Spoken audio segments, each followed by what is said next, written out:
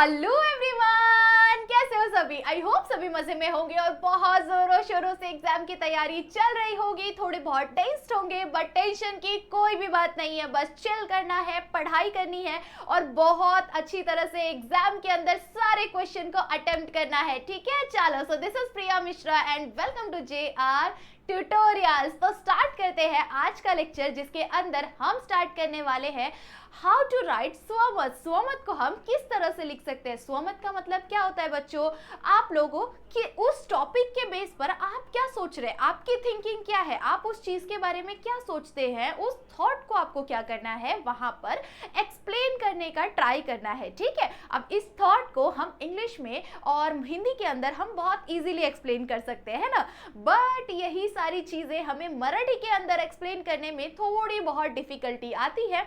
But आप कैसे चीजों को लिख सकते हैं उसका मैं आप लोगों को एक ओवरव्यू बता सकती हूँ कि आप लोग को लिखना क्या क्या चीजें हैं उसके अंदर, क्योंकि हम मराठी को मैं आप लोगों को लर्न नहीं करवा सकती। ठीक है, मैं अभी आज के दिन आपको मैं मराठी नहीं सिखा सकती, बट आज के दिन हम ये जरूर से सीख सकते हैं कि स्वमत को हम लिखे कैसे। ठीक है, सो उस चीज को आपको समझना है कि स्वमत लिखने का भी एक तरीका होता है। ऐसा नहीं कि हम रैंडमली मुंह उठाए और हमने शुरू कर दिया कुछ भी घिस के लिख देना। ठीक है, ऐसे अगर कचड़े के जैसे भरोगे ना तो फिर वो मार्क्स भी आपका उसी तरह से निकाल देंगे। बट अगर आप एक सही मैनर में लिखोगे ना, तो आपने थोड़ा भी लिखा होगा ना तो आपको एक परफेक्ट मार्क्स मिल जाएगा। ठीक है, एक डिसेंट अच्छा मार्क्स आप लोगों को मिल जाएगा। ठीक है, सो बस ध्यान से सुनना है, ध्यान से देखना है और इसी तरह से आपको फॉलो करना है कि मैम ने जैसे जैसे बताया है हम उसी तरह से क्या करेंगे, स्वमत को लिखने का ट्राई करेंगे। ठीक है, चलो आ जाओ स्टार्ट करते हैं। ध्यान देना है, बस बहुत अच्छी तरह से फोकस करना है। ठीक है, सो ये लेक्चर है 10th स्टैंडर्ड के इंग्लिश मीडियम के स्टूडेंट्स के लिए मराठी का लेक्चर, जो कि आपका 24 तारीख को एग्जाम है। बहुत ज्यादा डर लग रहा है ना। चलो, सो स्वमत के लेक्चर में आप लोगों को पता चलेगा कि ये जो स्वमत का टॉपिक है ये आपके एग्जाम में पूरे 6 मार्क्स के लिए फिक्स आता है और डेफिनेटली हर बच्चा 6 में से एटलीस्ट 5 मार्क्स तो डेफिनेटली ला सकता है। समझ रहे हो, 6 में से 5 मार्क्स तो आपको मिल ही सकता है, बस आपको ध्यान रखना है किस तरह से लिखना है। ठीक है, सो और उसके बाद भी अगर आप लोगों को किसी भी चीज से रिलेटेड कुछ भी डाउट हो तो आप मुझे इंस्टा पर फॉलो कर लो, फटाफट से जाकर फॉलो कर लो और साथ ही साथ अगर कुछ डाउट हो तो पूछ लो। ओके, चलो सो स्टार्ट करते स्वमत का लेक्चर। आप लोगों का क्वेश्चन नंबर 1 गद्य के अंदर का गद्य। ठीक है, याद रखना, देखो कैसे लिखा रहता है गद्य, गद्य। ठीक है, गद्य इस तरह से आपको गद्य लिख के दिया रहेगा। मतलब क्या होता है, इसका पैसेज होता है। अब गद्य के अंदर क्वेश्चन नंबर, गद्य के अंदर क्वेश्चन नंबर 1 मतलब कि विभाग 1 गद्य, उसका क्वेश्चन नंबर 1 के अंदर का अ वाला क्वेश्चन याद रखना। अ वाले क्वेश्चन का थर्ड नंबर का क्वेश्चन, अ वाले क्वेश्चन का थर्ड नंबर का जो क्वेश्चन होगा, पहले 1 number question, 2 number question, third number question जो होगा वो होगा, क्या होगा, स्वमत। क्या होगा बच्चों, स्वमत होगा। स्वमत का मतलब क्या होता है कि आप लोग उस चीज के बारे में क्या लिखते हैं, क्या सोचते हैं, क्या आपकी थिंकिंग है उस टॉपिक के बारे में, उसको आपको क्या करना है, एक्सप्लेन करना है। ठीक है बच्चों, चलो अब हम फटाफट से क्या करेंगे, आंसर को समझेंगे कि हमें लिखना कैसे है। ठीक है, चलो अब सबसे पहले आप लोगों को यहाँ पर क्या दिया हुआ है बच्चों, स्वमत। क्वेश्चन नंबर 3 देख रहे हो, क्वेश्चन नंबर 3 है ना। उसके बाद स्वमत, स्वमत का इस जो क्वेश्चन है उसको आपको सबसे पहले क्या करना है, अच्छी तरह से रीड कर लेनी है। ठीक है, आप रीड कर लेंगे तो आपको पता चल जाएगा कि ये किस चैप्टर के बेस पर हमें पूछा गया है, इसके अंदर हम कौन सी चीजों को एड ऑन कर सकते हैं, कौन सी चीजों को हम लिख सकते हैं, ये चीज आपको पता चल जाएगा। ठीक है, चलो साथ में रीड करेंगे। ये आपके प्रीवियस ईयर पेपर का है और प्रीवियस टू प्रीवियस ईयर कैसे लिखा था वो भी लेक्चर आपके पास है। सो डिस्क्रिप्शन के अंदर आप सभी का complete grammar, complete writing skill और कंप्लीट पैसेज के अंदर से हम आंसर कैसे ढूंढ सकते हैं उसके भी बहुत सारे टिप्स एंड ट्रिक्स मैंने बताए हुए हैं। उसके बाद आप लोगों का full paper pattern with strategy, how to solve paper, कितना मार्क्स के लिए आपको कितने क्वेश्चन आते हैं, कौन से क्वेश्चन को आपको अटेम्प्ट करना है, तो ये सारी चीजें मैंने बता दिया है। अगर इनमें से किसी भी चीज को मिस किया हुआ है तो जल्दी से जाकर कंप्लीट करो। देखो कंप्लीट राइटिंग स्किल देख लोगे, आप लोगों का 24 मार्क्स पूरी तरह से फिक्स हो जाएगा। ठीक है, कंप्लीट ग्रामर देख लोगे, कंप्लीट ग्रामर के अंदर पूरा 16 मार्क्स, आप 16 के 16 मार्क्स आप ले सकते हो। उसमें से आप लोगों का आधा इतनी सी भी मार्क्स कोई कट नहीं कर सकता है, समझ रहे हो। तो इसीलिए complete grammar, complete writing skill बहुत ज़रूरी है आपके लिए। तो उन चीज़ों को आप ग्रैब करने का ट्राई करो, उसके साथ साथ पैसेज को भी समझने का ट्राई करो। पैसेज के अंदर आप 8 मार्क्स को कैसे गेन कर सकते हैं वो सारी चीज़ें मैंने बताया हुआ है। और आज के लेक्चर स्वमत के अंदर हम देखेंगे कि और जो बचे हुए 6 मार्क्स है, मतलब कि गद्य का जो पैसेज नंबर 1 है और पैसेज नंबर 2 है, दोनों के अंदर क्वेश्चन नंबर 3 जो रहता है वो क्वेश्चन नंबर 3 कौन सा होता है, स्वमत का होता है। और वो दोनों क्वेश्चन 3-3 मार्क्स के लिए आता है। वो तीनों 3 मार्क्स मिला के आपका 6 मार्क्स हो जाता है। और वो 6 मार्क्स आप कैसे ले सकते हैं, ठीक है। चलो, फर्स्ट क्वेश्चन यहाँ पर आपको क्या पूछा हुआ है, वजन कम करण्यासाठी लेखकांनी केलेले प्रयत्न तुमच्या शब्दात लिहा। मतलब वजन कम करने के लिए लेखक ने कौन कौन से प्रयत्न किए, कौन कौन सी चीजें की, उस चीज को आपको क्या करना है, अपने शब्दों में लिखना है। ट्राई करना है कि हम इस तरह से मतलब बता सके कि हाँ लेखक ने ये चीजों का प्रयत्न किया है। अब आपको ये वाला जो क्वेश्चन है वो आपको किसी भी तरह से चैप्टर बेस्ड क्वेश्चन है, ठीक है। अब चैप्टर बेस्ड क्वेश्चन है, मतलब इसका मतलब ये है कि आप लोगों ने अगर चैप्टर को एटलीस्ट एक बार भी रीड किया होगा तो आपको डेफिनेटली पता होगा कि उस चैप्टर के अंदर लेखक ने क्या क्या चीजें ट्राई की, लेखक ने क्या क्या चीजें की। तो उस चीज को आप शुरुआत कैसे करेंगे, ठीक है, लिखने की शुरुआत कैसे करेंगे। सबसे पहले आप क्या करेंगे बच्चों, सबसे पहले आपको याद रखना है कि आप शुरुआत करेंगे चैप्टर के जो राइटर है उनके नेम से, ठीक है। जैसे just suppose this is your starting answer, ठीक है। अभी ये स्टार्टिंग का फर्स्ट लाइन जो होता है ना, आंसर का जो फर्स्ट लाइन है वो आप कैसे शुरुआत करेंगे बच्चों, यहां से आप ट्राई करेंगे कि आप लिखना शुरू करेंगे लेखक के नाम, ठीक है, लेखक का नाम। अब जैसे ये वाला जो चैप्टर है आप लोगों का उपवास, ऐसा कुछ चैप्टर है, ठीक है, उपवास चैप्टर होगा आप लोगों का ये।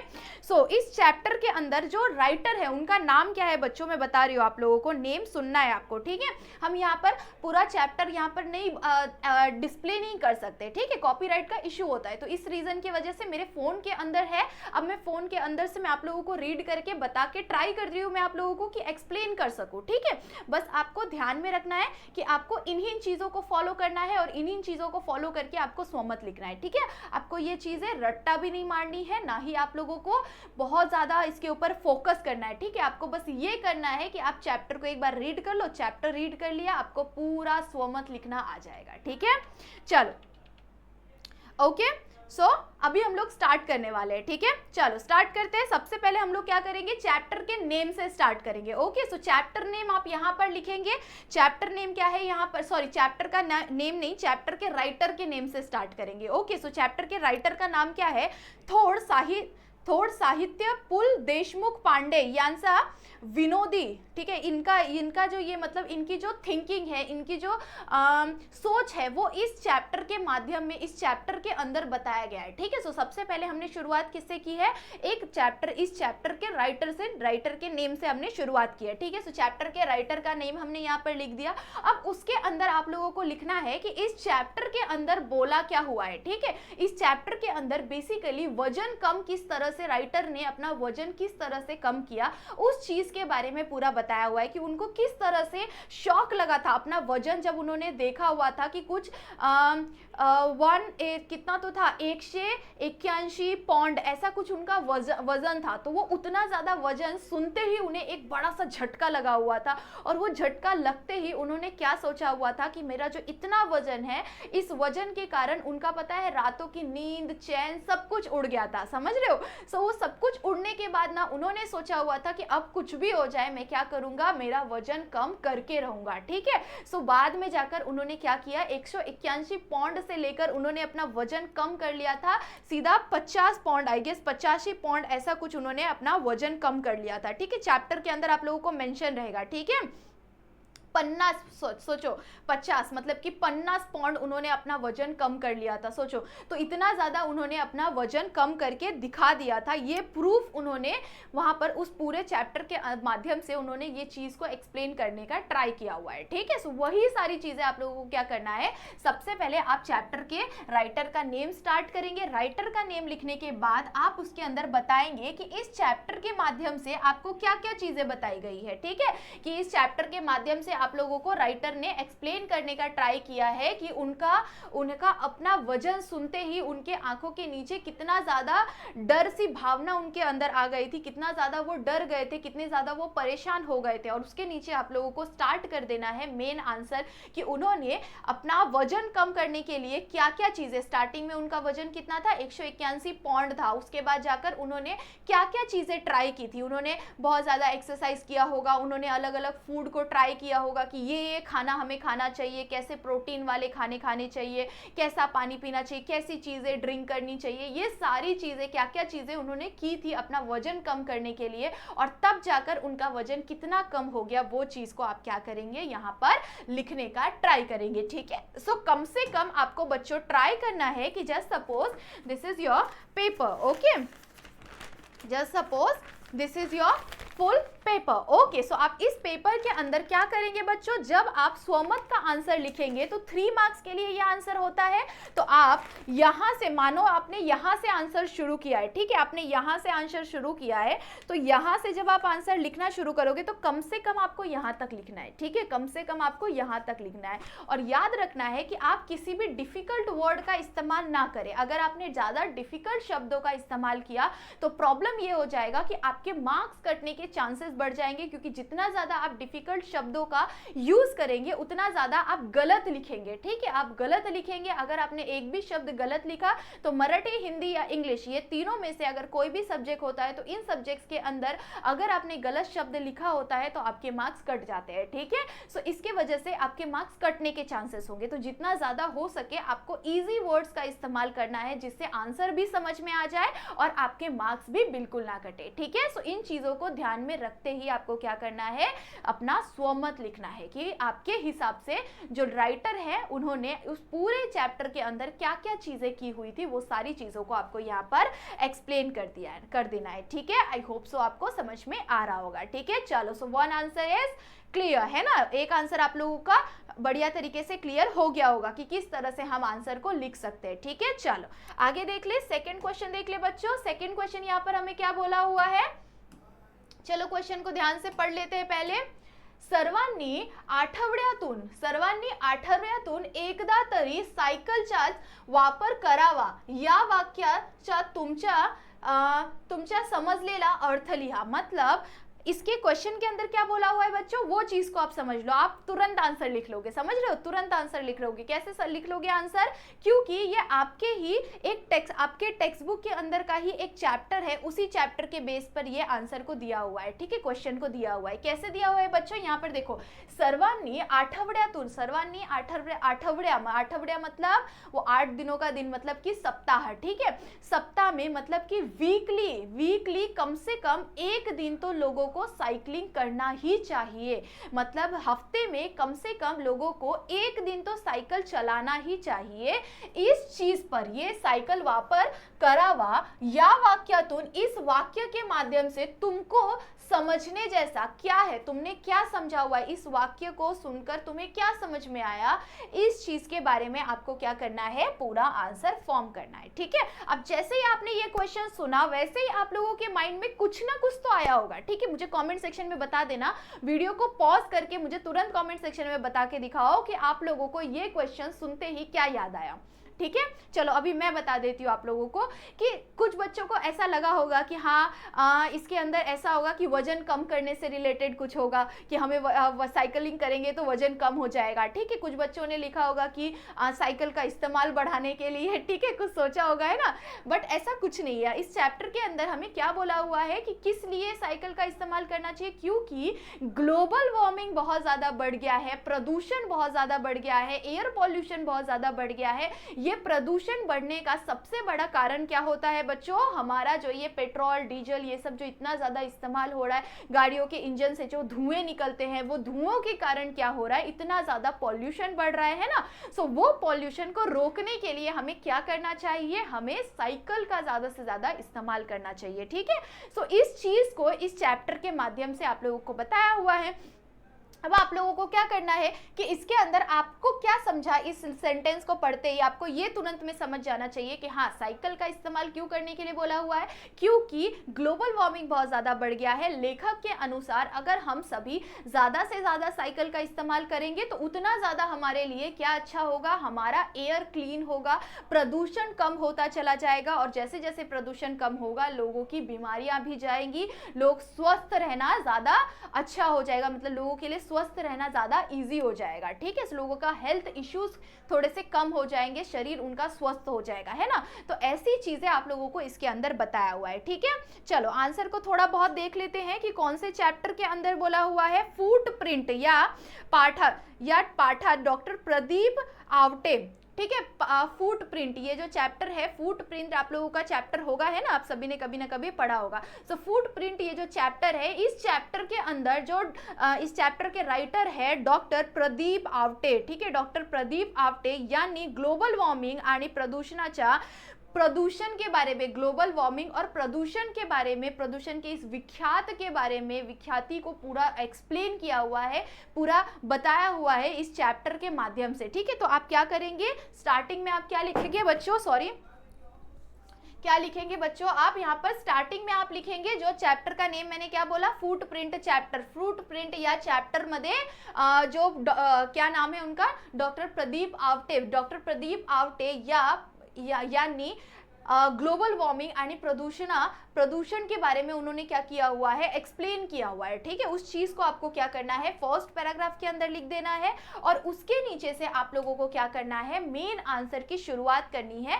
कि किस तरह से ग्लोबल वार्मिंग और प्रदूषण का सबसे बड़ा कारण है आज के समय में वाहन का ज्यादा से ज्यादा इस्तेमाल करना। सभी लोग पब्लिक व्हीकल्स का कम इस्तेमाल करते हैं, ज्यादा से ज्यादा लोग क्या करते हैं, कौन सी गाड़ियों का इस्तेमाल करते हैं, कार्स का, बाइक्स का, अपने पर्सनल गाड़ियों का इस्तेमाल करते हैं। सो ये प्राइवेट गाड़ियों के कारण, गाड़ियों की वजह से, प्राइवेट व्हीकल्स की वजह से कितना ज्यादा ग्लोबल वार्मिंग हो रहा है, कितना ज्यादा प्रदूषण हो रहा है, और ऐसा ना हो कि धीरे धीरे इतना ज्यादा ग्लोबल वार्मिंग हो जाए कि हमारे नेक्स्ट वाली पीढ़ी को सांस लेने के भी लिए भी खुला एयर ना मिल पाए, खुला साफ और क्लीन एयर नहीं मिल पाए। ठीक है, सो ये चीजें हमारे लिए इतनी ज्यादा नुकसानदायक है, ये चीज को इस चैप्टर की वजह से बताया हुआ है। ठीक है, तो आप क्या सोचते हैं उस चीज को आपको यहाँ पर क्या करना है, एक्सप्लेन करना है। तो सबसे स्टार्टिंग में आपने क्या लिखा, सबसे स्टार्टिंग में आप चैप्टर का नाम लिखेंगे, उसके बाद चैप्टर के राइटर का नाम लिखेंगे, और उन राइटर ने किस चीज के बारे में बोला हुआ है इस चैप्टर के अंदर, उस चीज को यहाँ पर आप लिख लेंगे। और जैसे ही आपने यहाँ पर लिख लिया, उसके बाद नेक्स्ट से आप क्या करेंगे, नीचे के लाइन से आप स्टार्ट कर देंगे कि ग्लोबल वार्मिंग इतना ज्यादा बुरा है, प्रदूषण इतना ज्यादा बुरा है, प्रदूषण होने के कारण कितनी सारी बीमारियां हो जाती है। अगर लोगों ने ज्यादा से ज्यादा पब्लिक व्हीकल का इस्तेमाल करना शुरू कर दिया या फिर साइकिल्स का इस्तेमाल करना शुरू कर दिया तो उतना ज़्यादा प्रदूषण कम हो जाएगा। इतनी सारी पॉपुलेशन है, सभी के घरों में इतना ज़्यादा व्हीकल का इस्तेमाल होता है। अगर सभी लोगों ने थोड़े थोड़े व्हीकल का इस्तेमाल करना कम कर दिया या फिर साइकिल का इस्तेमाल करना ज़्यादा कर दिया तो उतना ज़्यादा क्या होगा, प्रदूषण कम होता चला जाएगा, है ना।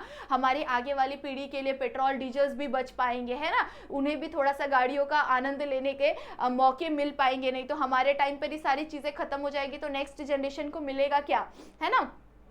तो ऐसी चीजें आप लोग क्या कर सकते हैं, इसके अंदर नीचे में आपको जो भी आप सोच सकते हैं, जितना ज्यादा आपके थॉट्स है उस चीज को आप क्या कर सकते हैं, नीचे में आप एक्सप्लेन कर सकते हैं। ठीक है, याद रखना है आप लोगों को, स्टार्टिंग बढ़िया होनी चाहिए। स्टार्टिंग के अंदर आप लोगों को चैप्टर या चैप्टर के राइटर इन चीजों का इस्तेमाल कर लेना है, ताकि आप लोग, ताकि जैसे ही मतलब कोई जो राइटर होगा ना, एग्जामिनर जो, सॉरी राइटर बोल रही, जो भी पेपर चेक करने वाले होंगे ना, वो जो चेकर होंगे ना, वो जब चेक करना शुरू करेंगे तो उन्होंने पहले ही उनको हाईलाइट हो जाएगा कि आपने चैप्टर का नाम लिखा है, चैप्टर के राइटर का नाम लिखा हुआ है, उन्होंने उस चैप्टर के माध्यम से, उन्होंने उस चैप्टर के बेस पर क्या एक्सप्लेन करने का ट्राई किया, क्या बताने का ट्राई किया, वो आपने पहले ही पैराग्राफ में बता दिया। मतलब उन्हें पता चल जाएगा कि आप होशियार बच्चे हैं, आपने पढ़ाई किया हुआ है, आप पढ़ाई करते हैं। ठीक है, ये चीज बहुत इजीली उन्हें समझ में आ जाएगा, और जैसे ही उन्होंने फर्स्ट पैराग्राफ पढ़ा, आपको वहीं पे वो आराम से 1 से 2 मार्क्स दे देंगे। ठीक है, और नीचे के आंसर के बेस पे आप लोगों लोगों का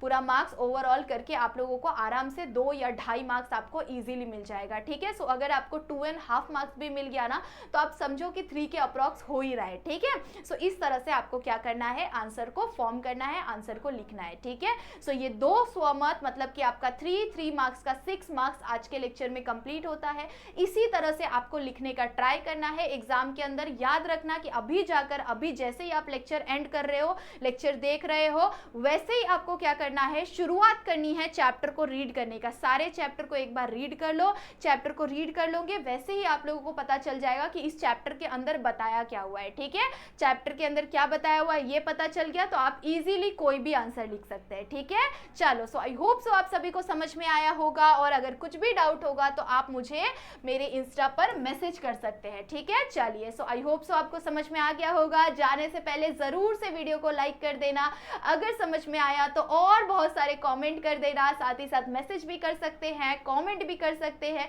किसी और चीज से रिलेटेड अगर डाउट है तो वो भी कमेंट जरूर से कर दीजिए। तब तक के लिए बाय बाय, और सारे दोस्तों को जरूर से शेयर करना जिन्हें भी ऐसा लगता है कि स्वमत लिखना बहुत ज्यादा डिफिकल्ट होता है, उन सारे दोस्तों को फटाफट से शेयर कर दो। और तब तक के लिए बाय बाय, मिलते हैं इन नेक्स्ट लेक्चर।